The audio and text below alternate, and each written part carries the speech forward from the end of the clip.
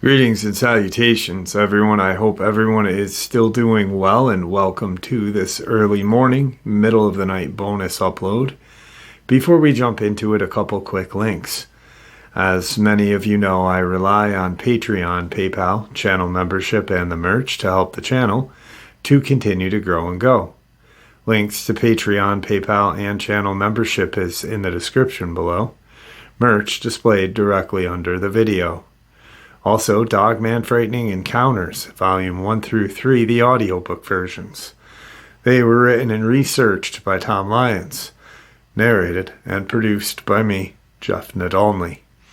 Those audiobooks are available on Audible, Amazon, and iTunes, links to which are also in the description as well. And finally, last but definitely not least, if you'd really like to help support this channel to continue to grow and go, simply subscribe. It does not cost you a cent. Click the like button. It takes half a second. If you don't want to miss out on any of the informative uploads that I put out daily, click the bell icon.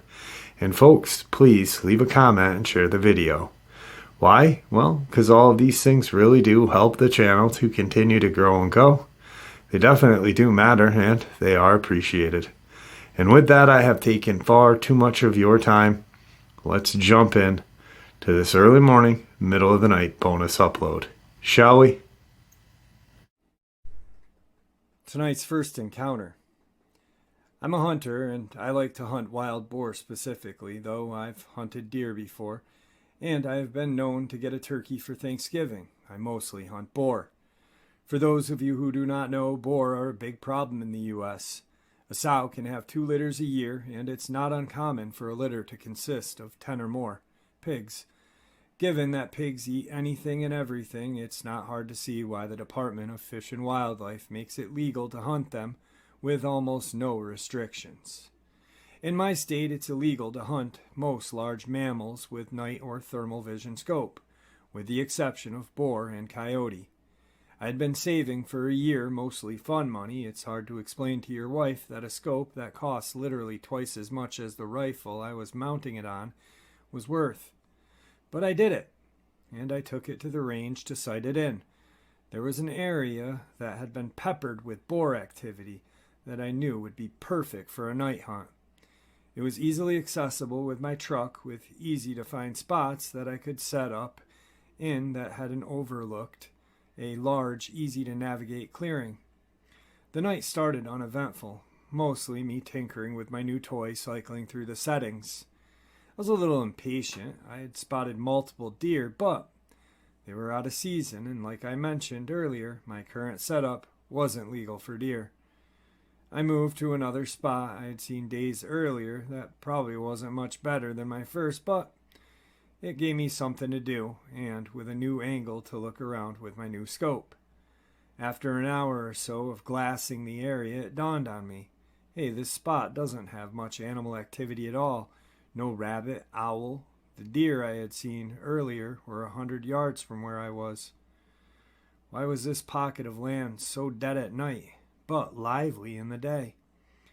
I'd set up at around 10 p.m., and it was about 2 in the morning when I started to think about packing up, maybe setting up a target before I left and taking some practice shots. I heard a crunch come from the direction I had come from before. I panned my scope over, and I saw a silhouette of a small bear pushing through the brush. It's important to note that my scope isn't exactly night vision. It's a thermal scope, kind of like a black and white version of what you see in the Predator movies. I adjusted my range and zoomed in a little. I remember jolting a little when I saw that it was not really a bear, it was a man. Because he was so low and hunched over, I thought I was looking at a young bear. Is it the game warden? It couldn't be. I would have seen headlights coming up the road from where I was perched. And where would he have walked from? I was 30 miles away from anything and on public land. I was about to call out when I adjusted my sights and noticed that he was naked. No shoes, pants, or anything. I remember being disturbed by his movements, like a squirrel or something, twitchy and grabbing at the foliage, sniffing around and palming the tree. Was that my tree? The one I had been leaning on against earlier. The thought terrified me. Could he have smelled me? Then he did something I still have nightmares about today. He squatted down and placed his hands in the dirt between his feet and stared straight up like a dog mid-howl. And I heard it, a voice coming from that direction, a very compelling female voice. "Help, I'm lost." There was a long pause, but neither of us moved a muscle. The center of my sights was trained on the dirt in front of his feet. I couldn't bring myself to aim directly at another person. It went against everything I had been taught about firearms. Were they lost? Was this some guy that had gone crazy out here? Why was his voice so feminine? "Help, please, I can't walk," the voice called out again. That's when I called BS. Not only could he walk, when I first saw him, he was traversing the land with ease for a naked person. So good I mistook him for a bear. This is a trap. This guy is trying to lure me to him with the damsel in distress routine. Luckily, the lack of activity before had caused me to pack up most of my gear. I think I may have left behind a hat and a sitting pad, but I didn't give a crap at that moment. I took my eyes off him for a brief moment to get my pack on, buckled my chest strap, and scrambled for my rifle. To my horror, he was in the same position, but his face was staring in my direction, and I swear I saw a smile. The thermal scope has an effect that makes animal eyes appear white. How the hell had he heard me get up and put my gear on? He must have easily been 150 yards away. "Piss off," I screamed in that direction. He stood upright, and it hit me how tall and skinny he was, easily over 6 feet, and very lean. He took a couple of long strides in my direction, and I instinctively sent a round sailing above his head into the tree line. He was freaky as hell, but he hadn't really threatened me. What'd I tell the cops? I was unwilling and unready to shoot someone.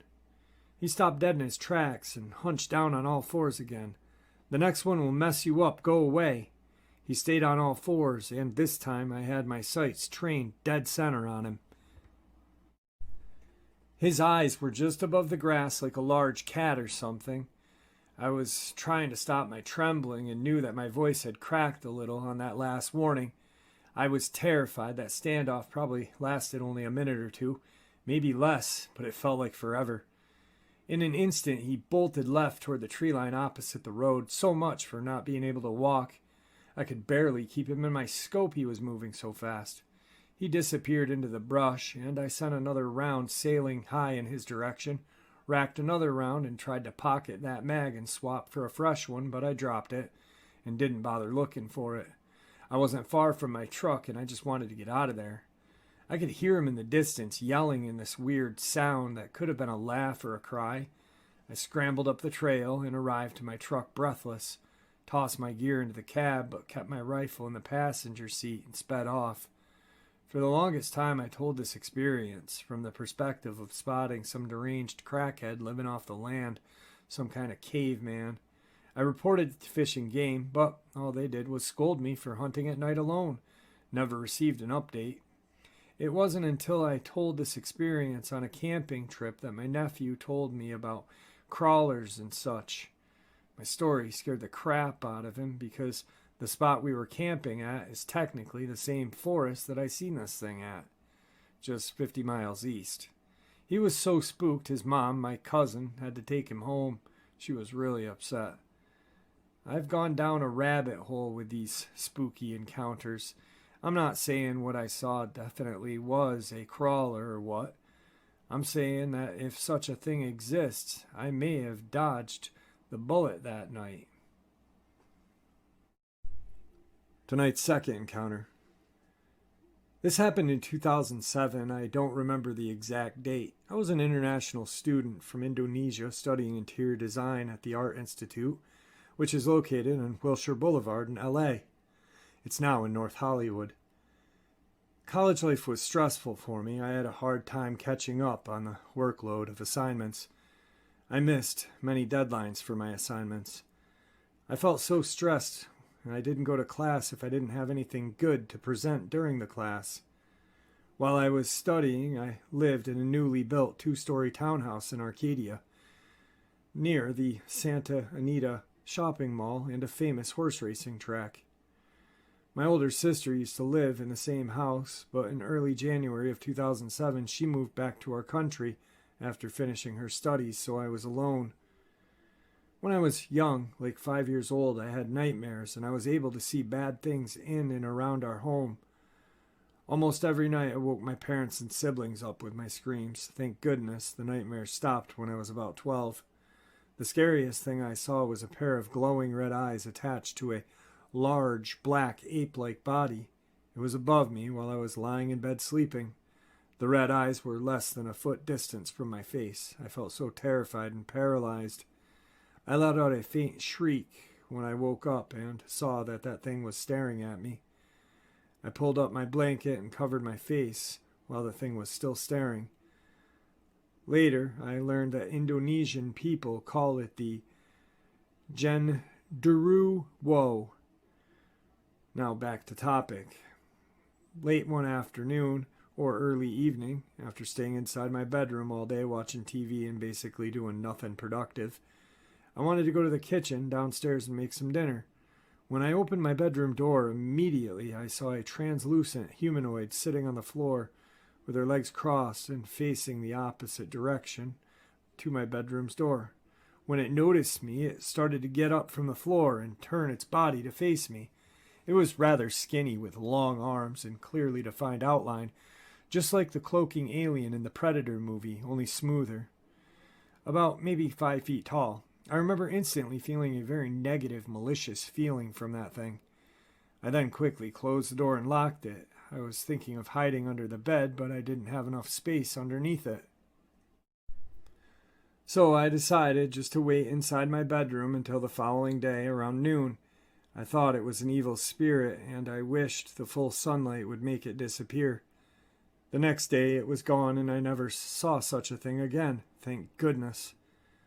The recent movie titled The Invisible Man of 2020 reminded me of my encounter with that thing. I did some research about it online and found out that it may have come from the forest or a sparsely human-populated place. Some say it's a cloaking Bigfoot, but I think it's something different. A Bigfoot would have a thick, tall physique, wouldn't it?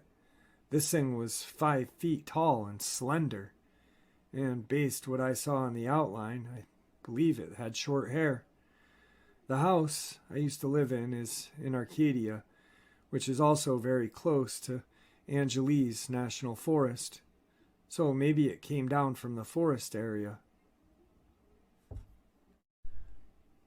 Tonight's third part of the upload is a very similar experience in the same area, literally in the same area.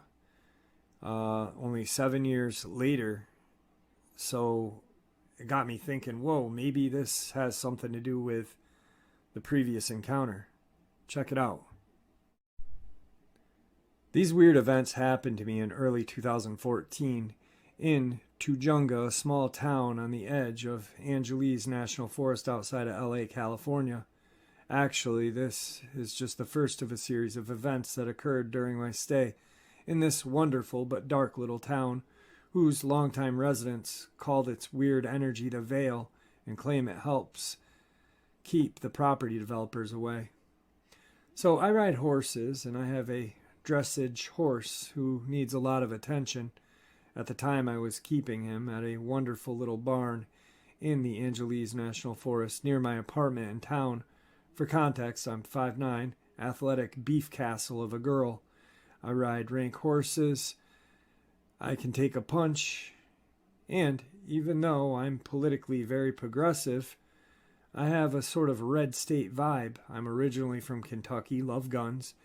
I drove an old Dodge 2500 and have generally sauntered through life, feeling stupidly unafraid of most things and generally overestimating my own abilities. Like the quintessential American dumbass, I'm one of those people who is sure they would have won Fear Factor with no problem. I was often the last person to leave the barn late at night. and would turn off all the lights, making the place pitch black. Darkness has never bothered me, and I sometimes hiked alone at night on the fire roads. For several months, this awful woman of a horse trainer kept this beautiful horse named Irish penned up in a miserable box stall at the back of the property, in constant pain due to a serious illness called lamentitis. It broke my heart. I spent about an hour every night with him, holding his massive head and assuring him things would be better soon. He was truly a sublimely wise and kind being. It was as if he wanted to comfort me because I was so sad for him. God, thinking about him now has my eyes burning. That situation really hurt me deeply. I and many others confronted the woman about putting him down, but she refused, and animal control is useless. It was an affront to everything that is good and decent in the universe to keep this horse in pain and isolated. And if I ever get a terminal illness, maybe I'll track this woman down and gut her. Anyway, one night I came out to care for my horse, and Irish's stall was empty. He had finally been put to sleep. Thank God I was relieved. A weight had been lifted from my shoulders, and I imagined him in the next world, restored to youth and tall grass. I worked with my horse, grooming him, feeding him, and putting to bed. As usual, last person there. It was 9:30 p.m. I walked down the little road that ran between the horse corrals and turned off all the perimeter lights.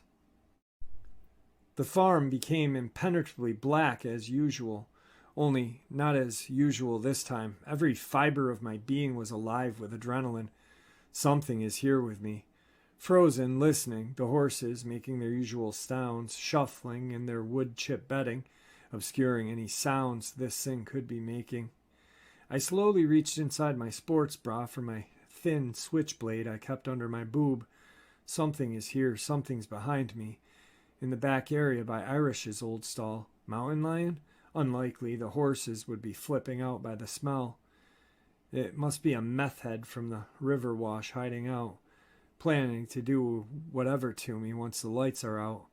No, it doesn't feel like that. But it must be that, right? It has to be. So I say, "What's up, MFer? You want to bang heads? You want to get perforated tonight? Let's go." Nothing. I don't think it was a human. Panicked inside, I try to move stealthily down the little road, sticking tight to the rows of sheds, staying off the road itself.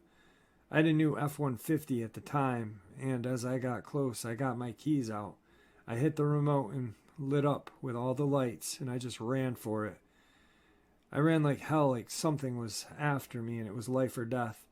I jumped in, locked it, and fishtailed out of there. For some reason, I didn't want to go home. I turned on the radio and drove around the neighborhood, caught my breath, and somehow managed to convince myself, "Hey, you're a dumb girl who's probably about to get her period and let her imagination run wild on her." I finally park and go upstairs to my apartment. My roommate was already asleep with her door closed. I brushed my teeth and fell asleep with my sweet old cat. At some point in the middle of the night, my ancient rescue cat wakes up and starts growling this really boss bitch growl, like "get out of my room," focused on the door of the bedroom. I fall back to sleep. I had a series of terrible dreams that kept waking me up, but the only one I remember was this little troll-like spirit had moved into the apartment with us. He was 3 feet tall. He was invisible, but had an outline kind of like the Predator, so you could perceive his form. He had short, little stubby legs, hobbit-like big feet. He was portly, and he had big, ugly, pointed ears that went past his top of his head. His arms were skinny, and he had claw-like hands. That was his shape, and he was a very nasty little spirit. The next morning, on the drive into the office, I called my roommate. Not wanting to prompt her, I simply asked, "Hey girl, how'd you sleep?" And she said, "I had the worst dreams. It was like this little midget guy moved into our apartment, sort of like a ghost or something, and we couldn't get rid of him. It was awful." I nearly rear-ended the car in front of me when she said that. I told her everything that had happened the night before, and she was pretty stunned. I said, "Hey, I'm going to call my friend Will, who has been studying Eastern and Native American medicine and see what he says. Will explained that some Eastern traditions believe that any soul who dies in pain is reincarnated as a negative energy who carries the rage and injustice of its situation onto the next. So if you carry that to its logical conclusion, Irish, the beautiful being who passed away, had been transmuted into this ghastly little monster that attached itself to me, following me back to my apartment. Great. And let's just unpack this whole thing for a moment. So a kindly soul is tortured for months until it dies, and instead of receiving merciful healing, he is turned into a shitty demon who tries to be my third roommate. Yeah, great system. Will suggested that my roommate and I do a standard burning of sage. No idea why that's always the go-to moving in hauntings, but we did it. We were both super uneasy in the flat, and the cats were edgy. He gave us instructions to do meditation that night before bed. It involves imagining that your body is filled with pure white light. Then you fill your aura around you with that light.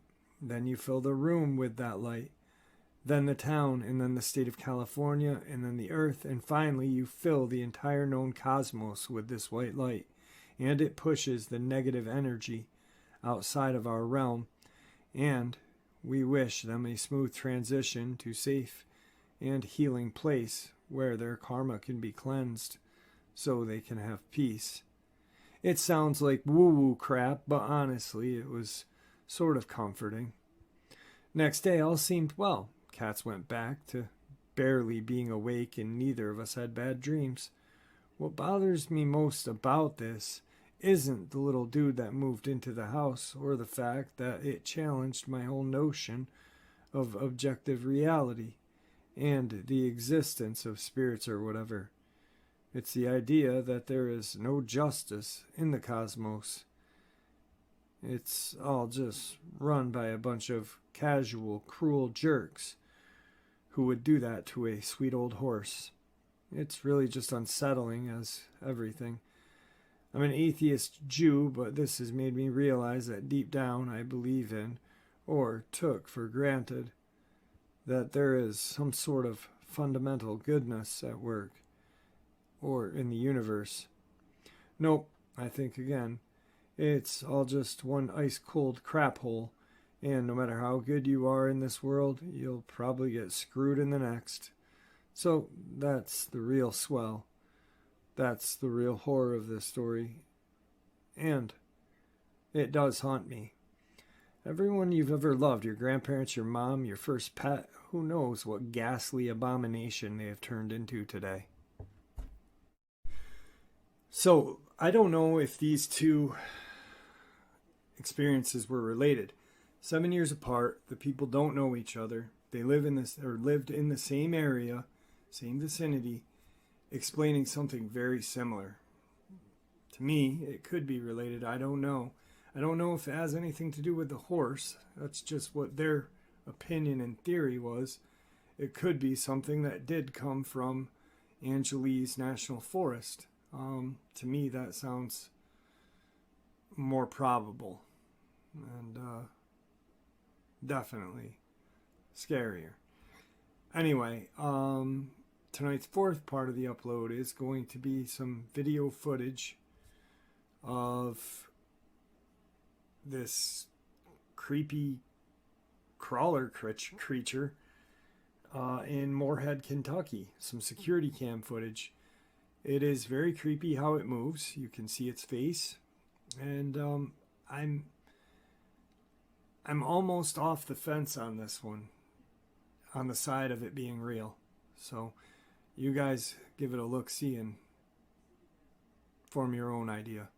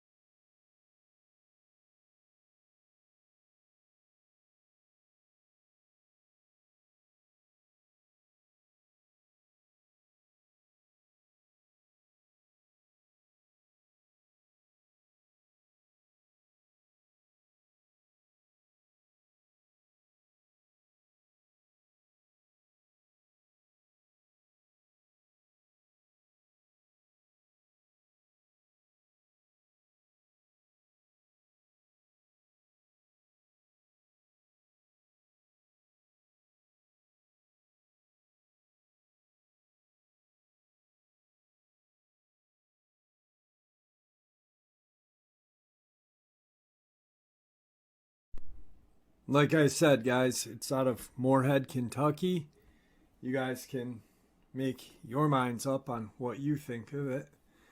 And here's tonight's final encounter. When I was about 22 and working for a small security company of only 18 people at the time, we worked at an area tourism location called Seven Falls in southwest Colorado Springs in the Cheyenne Mountain Canyon area. I remember the shifts being grueling, due mostly to the fact that we were mostly in direct sunlight during the afternoon and evening, and the average shift we were expected to walk a minimum of 7 miles between the base of the parking area to the top of the falls, and rarely were allowed to use the guest elevator for handicapped and elderly. The whole park was on a hilly incline, so walking to the top down was okay. Bottom up is what exhausted us. In the evening near the base of the falls, native Ute or Cheyenne tribal dancers would perform, and we would monitor the crowds, which were slight breaks for about 15 to 20 minutes. These falls were frequented by area tribes for hundreds of years and were still considered spiritual. So it was the native tribes that pushed for the performances, since Seven Falls is considered a state park. At the end of the night, we would sit at the main entrance into the falls at the bottom of the canyon off the lower Gold Camp Road and monitor the toll booth until roughly 1 in the morning, except during weekends and holidays. Then we were out there till 3 in the morning. On several occasions, we waited for the end of my shift, and I always had occurrences that made me feel like I was going to be attacked, either by an animal or a person. Guttural hissing, deep, mannish groans, harassing growls could always be heard from behind the giant gate. Glowing eyes, either red or white in color, but larger than any area wildlife, could be seen from behind brush and tree canopies. But what stuck with me is the shimmering humanoid shape. The shimmering was otherworldly. The way it always described it to my family and friends was that of like the Predator. My first work firearm was an older Smith & Wesson semi-automatic single-stack pistol. That was my dad's when he worked for the Foundation Police Department. But this was the first time I felt I was defenseless while working.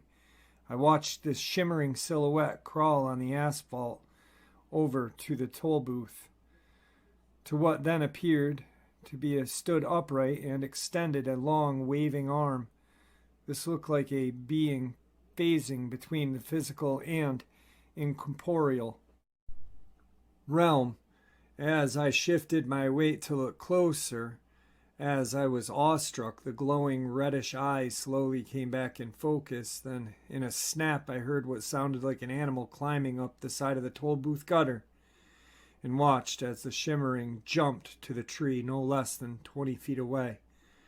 From here, the shimmering jumped again. This time, a broken branch fell from the tree. A loud crash sound rang on the top center of the gate as the shimmering looked back one last time before going over the gate and disappearing into the Seven Falls Park. Bringing us to May of 2022. My old coworker and I ran into each other while at Walmart, and we decided to go to the Gunther Tootie's Diner next door. While having a burger and reminiscing about the good old days, he brings up, "Did you ever see the Predator in his active camouflage at Seven Falls?" My blood ran cold, and I dropped a shade to just about pale. He then proceeded to tell me about his experiences on his shift that I had never heard. After leaving the diner and arriving home, I sat in the driveway for a moment, contemplating what inhabits Lower Gold Camp Road. And there you have it, folks. I hope you all enjoyed this early morning, middle of the night bonus as much as I enjoyed sharing it with you. I'd like to thank you all for supporting the channel. It is, after all, your support that helps the channel to continue to grow and go, and what gives us all a place and a chance to share our experiences and theories judgment-free. Everyone is simply treated with the respect that we deserve. Please stay safe, happy, healthy, and ever vigilant, keeping an eye on our children, pets, family, and friends. These creatures are real, they are out there and dangerous. Share this information with those you love and care about, and it may just help save their lives someday. Until next time, never stop asking questions, never stop searching for the truth, and God bless you all.